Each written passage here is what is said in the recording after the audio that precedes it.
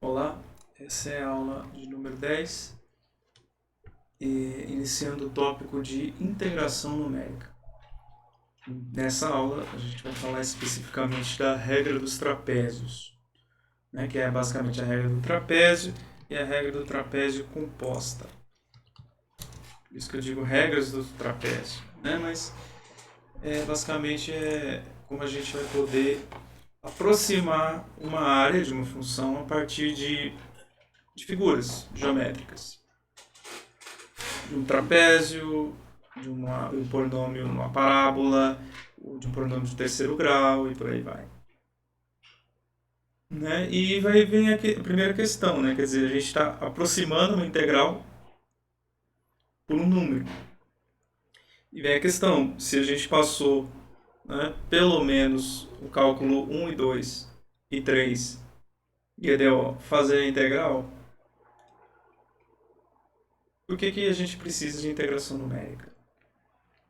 Existem duas justificativas importantes que justificam, que embasam essa resposta. Né? A primeira delas é que nem todas as funções são integráveis.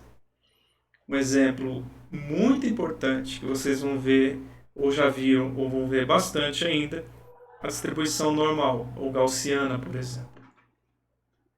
A distribuição normal ou gaussiana, ela é tabelada, essa aqui é a distribuição normal padrão, né? Ela é tabelada por um motivo. Ela é tabelada porque a gente não consegue calcular essa integral utilizando os truques de integração que a gente aprendeu nos cálculos.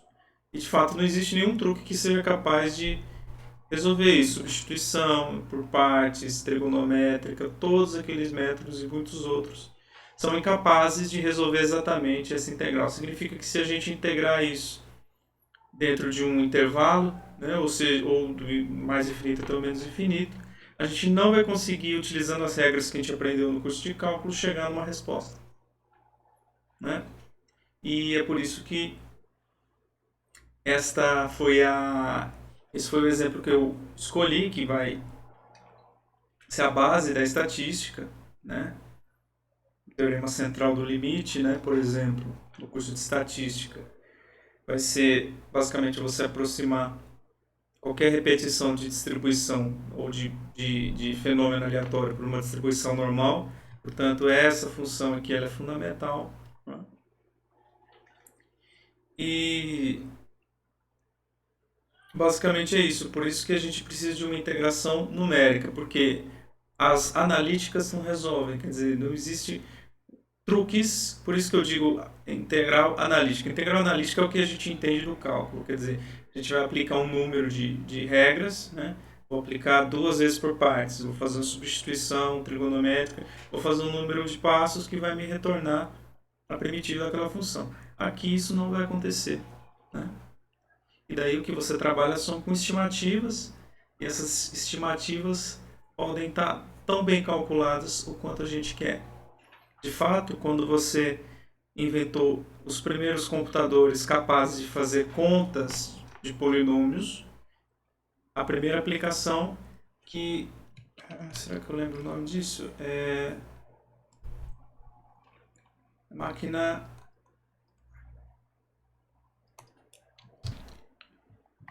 e ela é chamada máquina diferencial.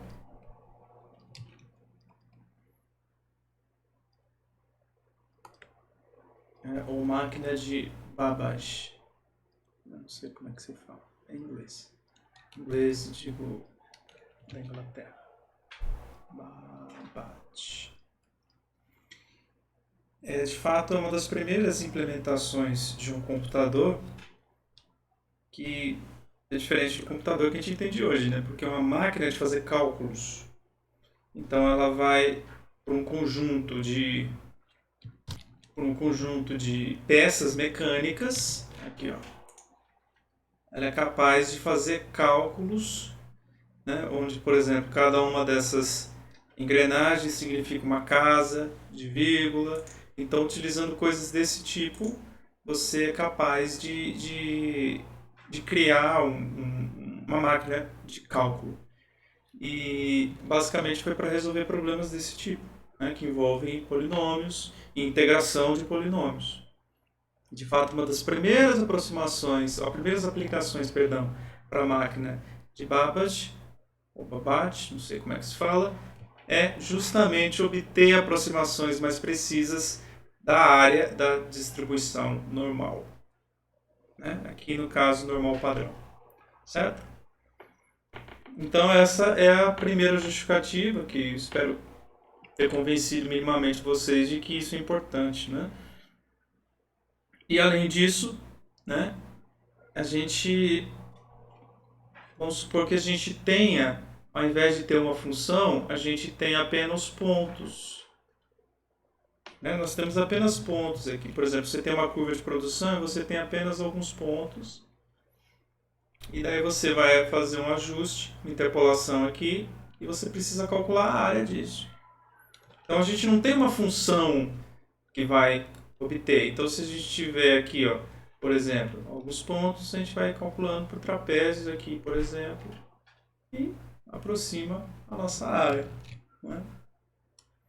Essa é uma outra, quer dizer, mesmo que eu não conheça essa função f que eu esteja aproximando, como eu conheço na distribuição normal, pode ser que eu conheça apenas os pontos x e y. E por algum motivo prático eu precise dessa área. Aí você vai utilizar métodos de aproximação numérica. E venhamos e convenhamos, se a sua aproximação ou integração numérica te oferece uma precisão de 8 casas depois da vírgula, acho que, né, já resolve o problema. Né? Então, os métodos analíticos são importantes, né? Mas os métodos numéricos, ditos numéricos, também são igualmente importantes. Até porque tem problemas que a gente não vai conseguir resolver na mão, no sentido de resolver essas integrais substituindo, utilizando aqueles truques todos. Tá? E nessa aula a gente vai trabalhar com o método ou a regra do trapézio, né? Que é basicamente, você tem uma função, você tem dois pontos, né? O f de A, f de B, que é x0 e x1, e a gente vai dizer, ou vai dizer que a integral, né, essa área aqui, ó, embaixo dessa curva azul, ela vai ser aproximada pela área em vermelho, que é justamente a área desse trapézio. Né? E a área do trapézio vai ser essa aqui, base, né? B menos A é a base, vezes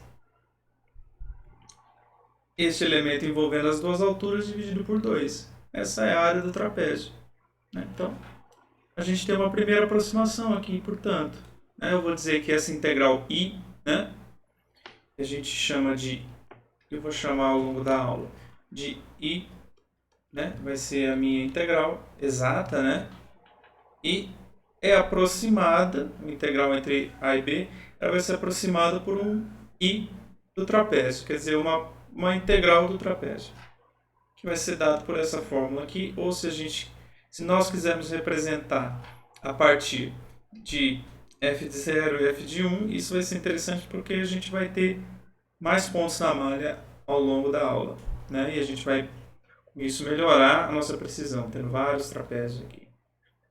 Né? E H é, basicamente, a gente vai ter que o H ele vai ser o tamanho do intervalo, né? Quer dizer, B menos A dividido por M, onde M é o número de subintervalos que eu tenho aqui. Como?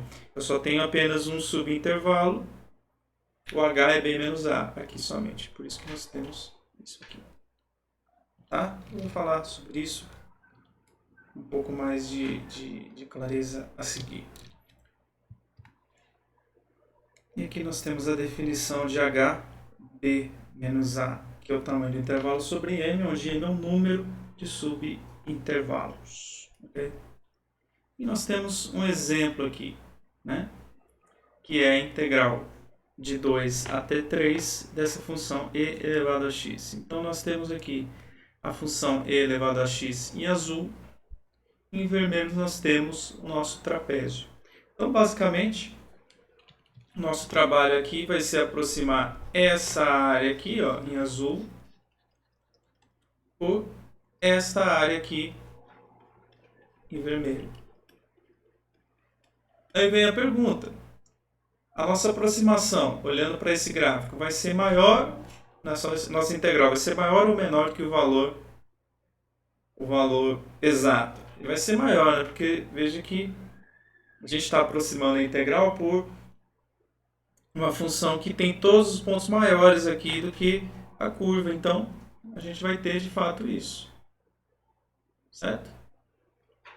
Agora, vamos fazer a conta.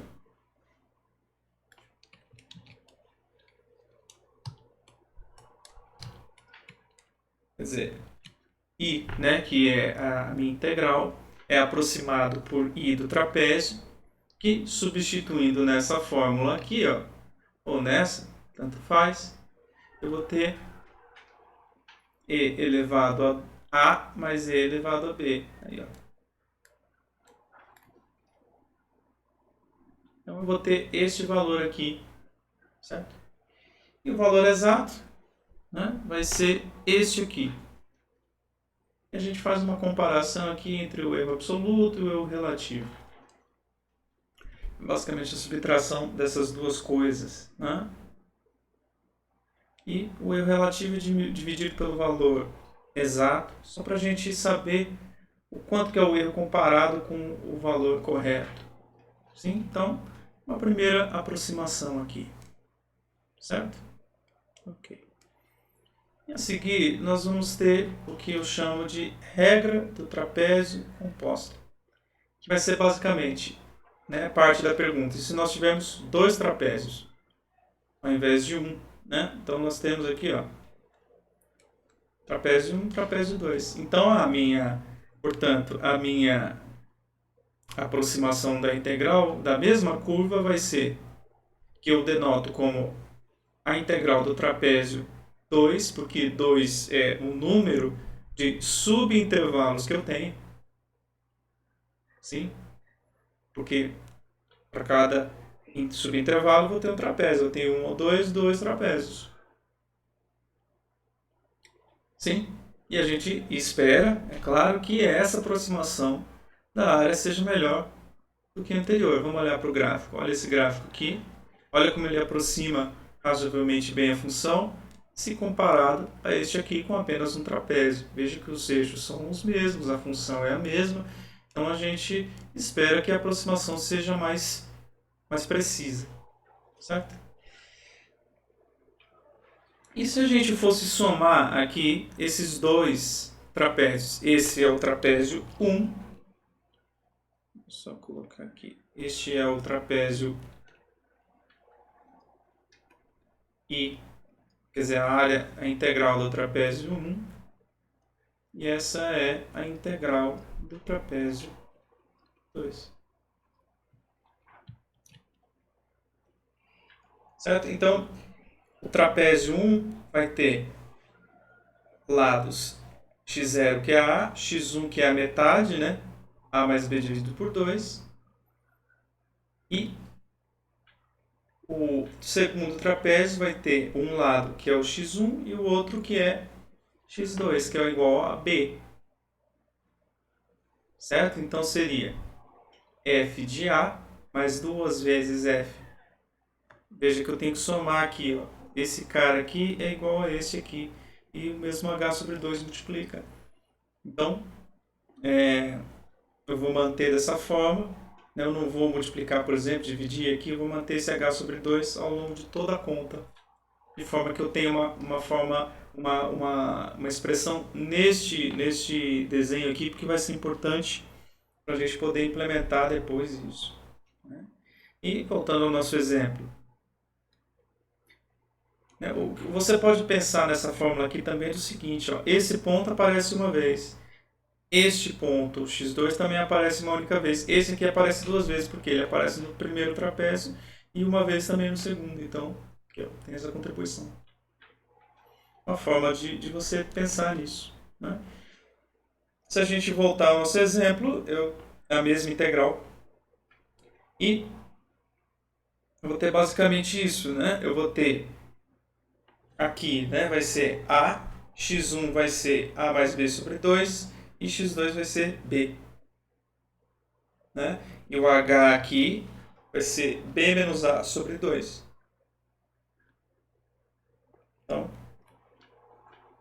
aqui H vai ser B menos A sobre 2, que é igual a 1 sobre 2. E x0 é igual a A, que é igual a 2. x1, que é igual a A mais B sobre 2, que é igual a 2,5. E deixa eu só trazer mais para cá.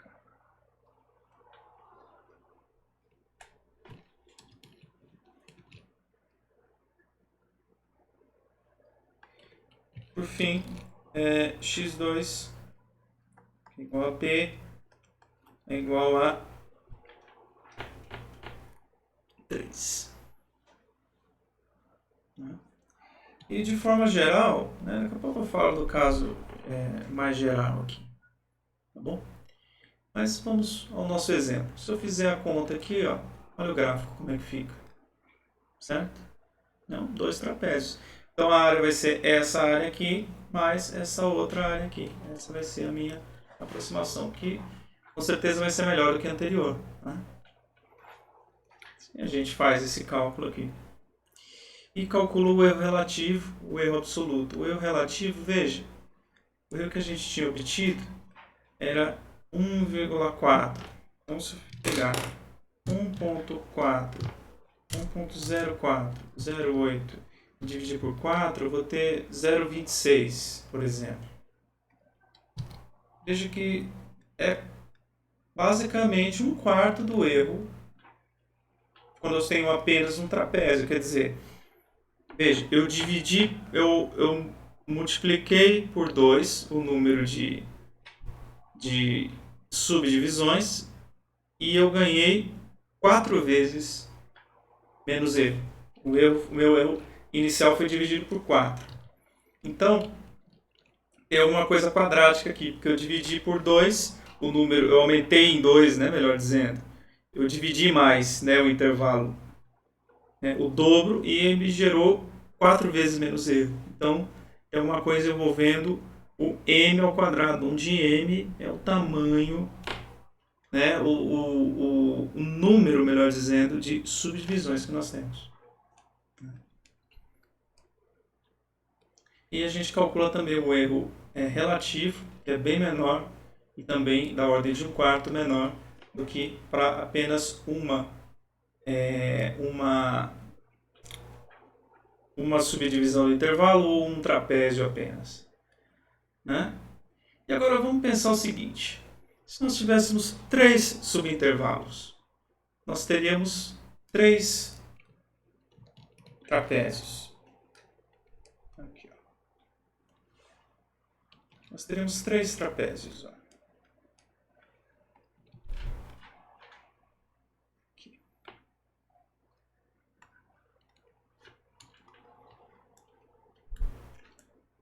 Opa.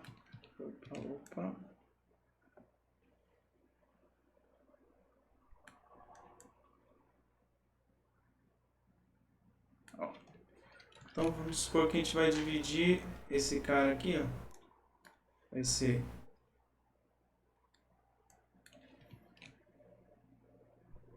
x1, x2, x3. E o nosso trapézio será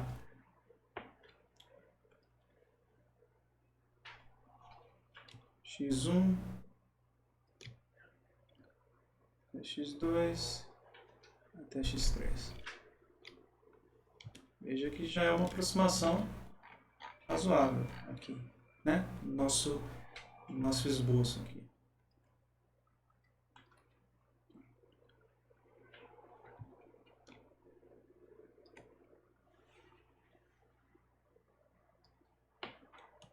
Certo? E nós temos, em geral, que vai ser assim, ó. Essa minha regrinha aqui, ó. Isso vai ser importante. O meu x, o meu xi, né? Xi, ele vai ser igual ao x0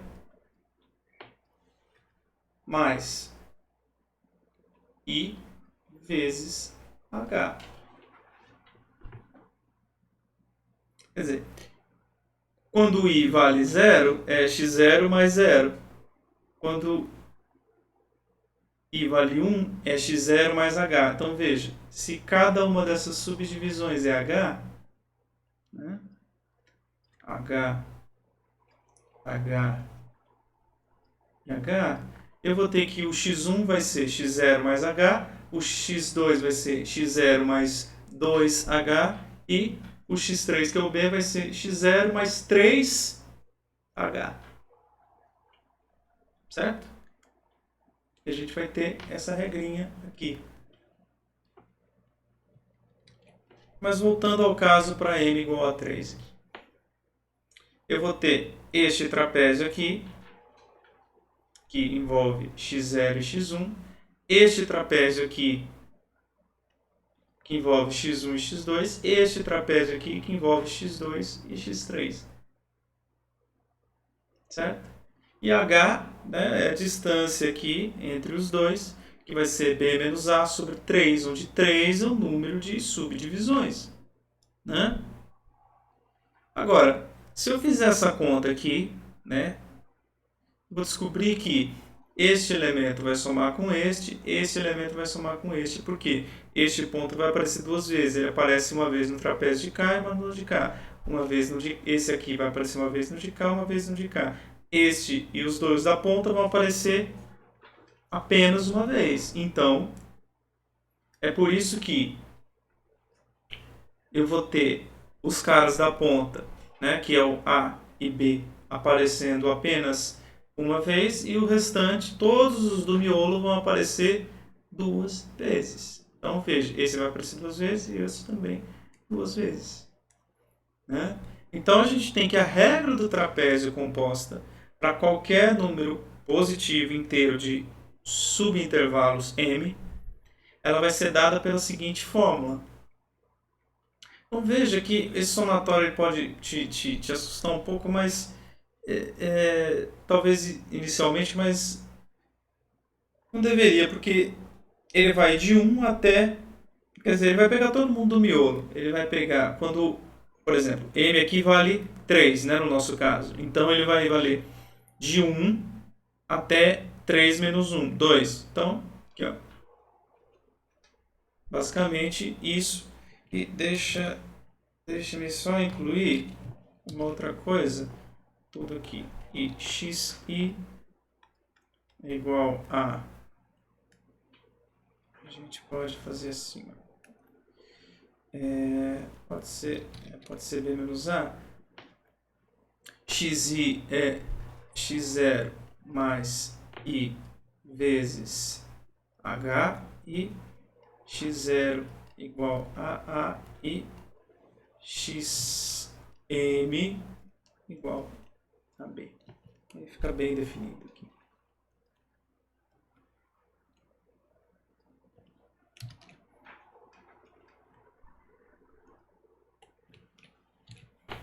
Certo? Ok.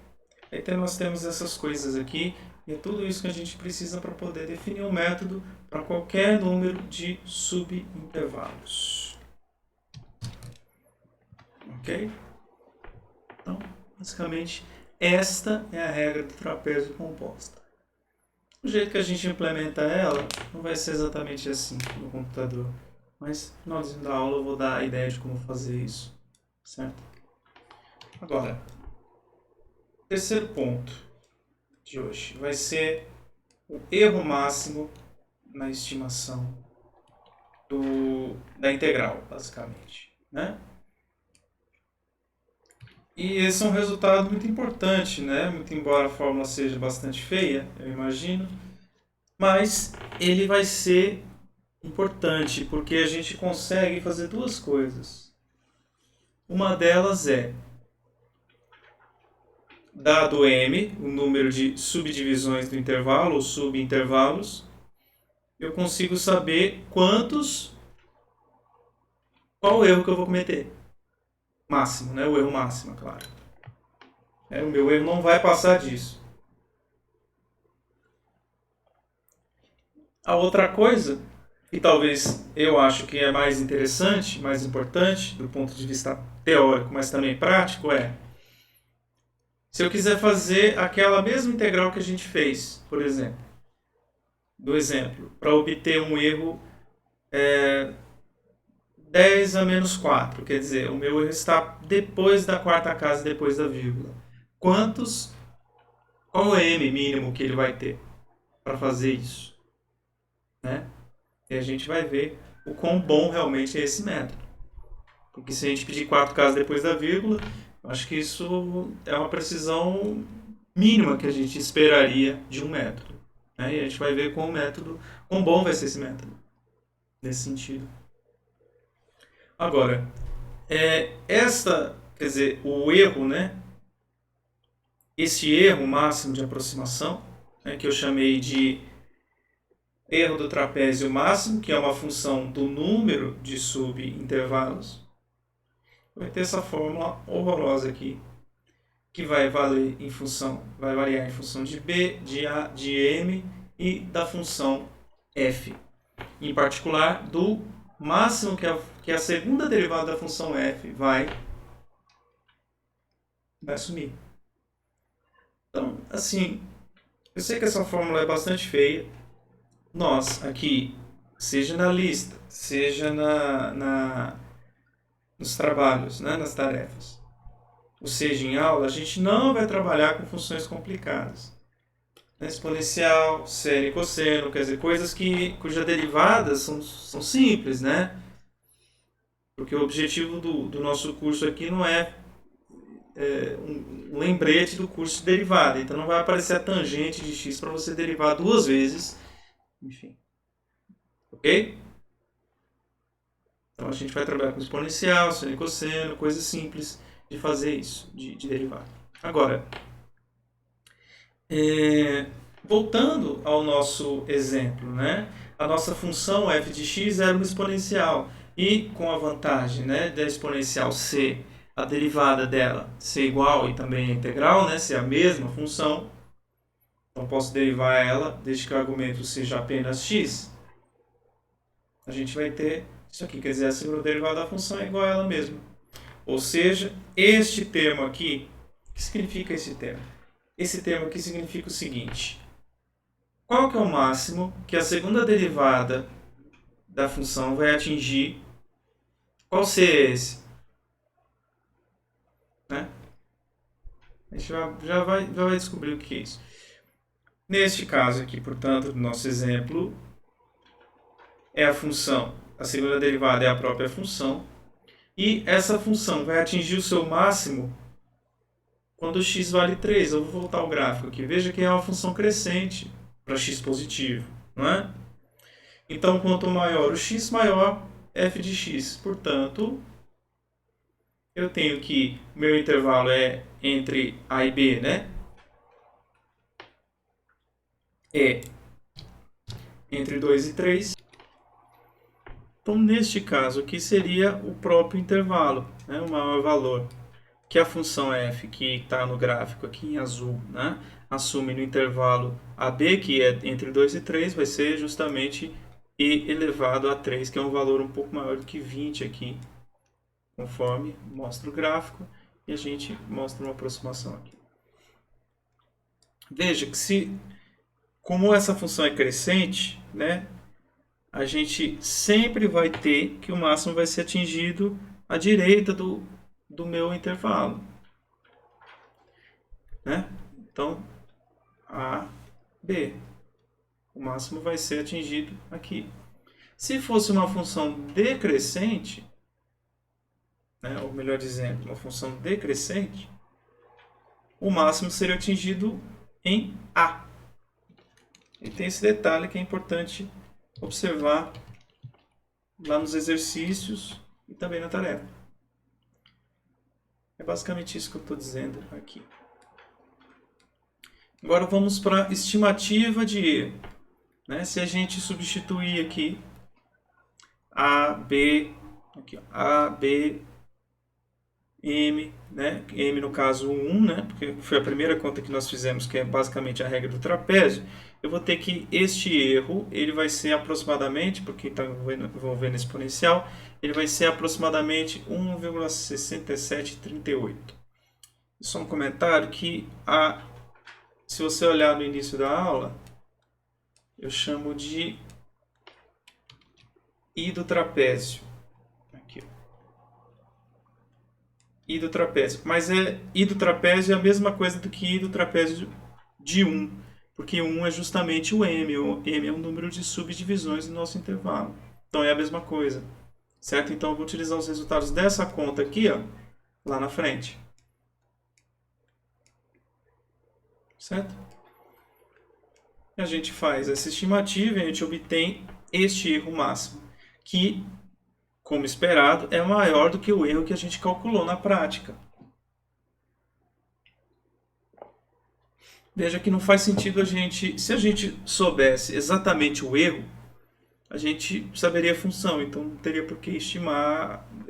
Quer dizer, se o erro fosse zero, né, a gente conseguisse exatamente saber a priori qual o erro que eu iria cometer, eu não precisava estimar nada. Né?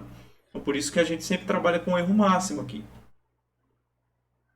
Certo? E este erro calculado lá no início, na primeira página aqui, ó, é basicamente, né, menor em módulo, é claro, do que a gente calculou, que é esse 16738. E veja que eu tinha falado que o erro vai ser dividido por 4. Né? Agora eu vou fazer a mesma conta para o m igual a 2. Aqui, ó. É só substituir. O resto é igual pela fórmula aqui, ó. Veja, o a é igual, o b é igual, a função é a mesma, então o máximo vai ser o mesmo. A única coisa que vai mudar é o m. Então, anteriormente eu tinha este número aqui, desconsidero o 1, e eu vou ter esse mesmo número dividido por 4, porque m ao quadrado. E a gente vai ter essa estimativa aqui. Voltando ao que eu tinha dito inicialmente, que ao dobrar o número de subintervalos, eu dividi o meu erro por 4. Por quê? Por causa deste m quadrado aqui no denominador. Se eu multiplicar o m por 2, esse quadrado vai diminuir o erro por 4. Né? Essa é uma das vantagens deste método. Sim? E quando eu fiz essa estimativa de conta aqui, ela continua consistente, sendo o máximo que a gente encontra aqui no que a gente fez de conta na página anterior. Né? E agora vem o problema inverso, quer dizer, dado um erro máximo e de quantos subintervalos eu preciso, no mínimo, né, para que esse meu erro seja no máximo esse aqui. Veja que esse é um problema mais complicado. Quer dizer, eu te dou um erro. Eu quero cometer no máximo um erro de 10 a menos 2 na minha integração. De quantos subintervalos eu preciso? No mínimo, né? Porque se eu fizer mais do que isso, eu vou ter melhor do que isso ainda. Mas eu vou fazer as contas no nosso exemplo aqui. Né? Então veja, o meu erro, né, esse meu erro máximo, ele tem que ser com certeza menor do que esse meu E. Por exemplo, quantos subintervalos eu necessito para obter um erro de até 10 a menos 4. Então eu digo que esse erro aqui, que é essa fórmula aqui, ela tem que ser menor do que 10 a menos 4. Sim? Eu substituo a fórmula do lado esquerdo, lembrando que eu não conheço o m, e eu vou manipular algebricamente aqui. Manipulando algebricamente, eu retiro a raiz quadrada aqui e descarto a solução negativa, porque é um número de intervalos, então ele tem que ser um inteiro positivo. Lembrando que se eu fizer essa raiz, ele me deu um número quebrado, mas 129 não, tem que ser 130, porque ele tem que ser maior do que 129, tan, tan, tan. Então, pelo menos 130 subintervalos são necessários para obter com este método uma precisão de 10 a menos 4, que nem é tanto assim se a gente parar para pensar. É a precisão que a gente esperaria de uma calculadora, por exemplo. Né? Uma calculadora de bolso pequena. Então, quando você pensa numa calculadora, por exemplo, ela está o tempo todo fazendo estimativas desse tipo. Fazendo o mínimo de contas, né, para poder entregar a precisão que a gente consegue ler na calculadora. Porque se a calculadora tem 8 dígitos, não adianta ela te dar, fazer conta de forma a te dar mais precisão do que isso. Ela precisa de 8 dígitos, não mais do que isso. Entende? Agora, em geral, para que você não precise, né, fazer essa álgebra aqui toda vez, existe uma expressão aqui que vai te entregar qual que é o número mínimo, né, de subintervalos que a gente precisa, dado um erro, dado B, dado A e dada a minha função, para o método da regra do trapézio composta, né? Porque o M é maior do que 1 nesse caso. E daí ele vai te dar essa expressão aqui. Se você voltar lá e substituir, você vai obter a mesma coisa que eu obtive no caso particular aqui, ó. Ok? Sim? E por fim, eu vou falar sobre implementação computacional, de como fazer a implementação disso no computador. Vejamos, essa é a nossa fórmula, sim? Da regra do trapézio composta. Ou repetida, você pode ver assim também, regra do trapézio repetida. Mas o livro, né, do Campos Filho vai utilizar composta e eu estou mantendo isso. Essa é a forma de matemática de representar que está correta. Mas não é assim que a gente trabalha na prática. E a gente poderia implementar isso, eu só copiei aqui. A gente poderia implementar isso da seguinte forma. Resolve esse miolo aqui e depois multiplica por h sobre 2. E esse miolo aqui vai ser um somatório de constantes vezes essa f. Essa constante vale 1 quando você está na extremidade e vale 2 no resto. Então, ó, basicamente, a integral do trapézio composta para qualquer número de subintervalos vai ser dado por essa expressão, onde CI é 1 se for x0 ou se for xm, e 2 caso contrário. Por que eu estou representando assim? Primeiro porque é mais fácil de fazer. Basicamente é isso. Se a gente fosse pensar no algoritmo, seria muito simples, e daí na aula prática eu mostro como é que o algoritmo vai ficar. Mas basicamente eu vou fazer essa conta toda aqui no miolo, e daí no final eu vou multiplicar por h sobre 2. Basicamente isso vai me trazer a resposta que eu quero. Tá? Então basicamente nas tarefas. E quanto aos exercícios dessa parte, seria basicamente a lista 4, que eu vou colocar no Moodle hoje ainda, né? E eu peço que você faça o exemplo da aula para m igual a 3, né? Depois calcule, né, a diferença entre o trapézio, né, o exato que você obteve, e depois faça a estimativa do erro. É só você substituir essa fórmula para esta fórmula aqui para m igual a 3. Faça isso e você vai obter basicamente o erro, ou um bound, né, um limitador superior do erro. Basicamente isso. E só um último comentário.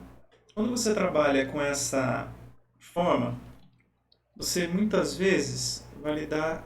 Isso vai ajudar também nos outros métodos, né? A gente vai ter coisas desse tipo.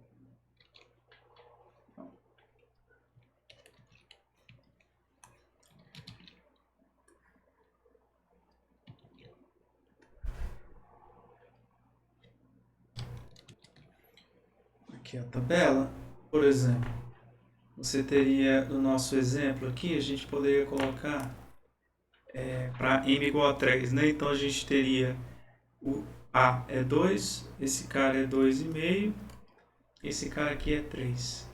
Né? A constante é 1 aqui e 2 aqui. Ó. Por que isso? Eu vou voltar aqui, ó. Para m igual a 3. Então, para m igual a 2 aqui, ó. 1, 1, 2. Então você pode utilizar essa tabelinha para fazer isso, desde que você tenha. Daí você calcula e elevado a 2, e elevado a 2,5, e elevado a 3, e daí com isso você consegue resolver de uma forma bem simples. Porque você pode, por exemplo, você pode fazer assim, ó. Colocar uma terceira coluna aqui, ó.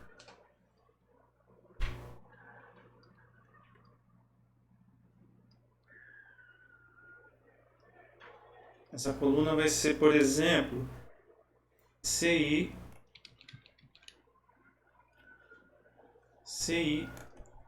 F de XI. Então, esse miolo aqui vai ser basicamente o somatório disso aqui. Entendeu? Aí seria essa fórmula, essa tabelinha, ela é bastante útil para você fazer as contas quando você precisa fazer isso manualmente. Né? E também é uma forma interessante de você entender as coisas a partir dessa forma de ver os métodos, porque todos os outros métodos que a gente vai ver de integração, a gente vai trabalhar com coisas desse tipo. Ok? Então é isso. Então, na próxima aula, obrigado.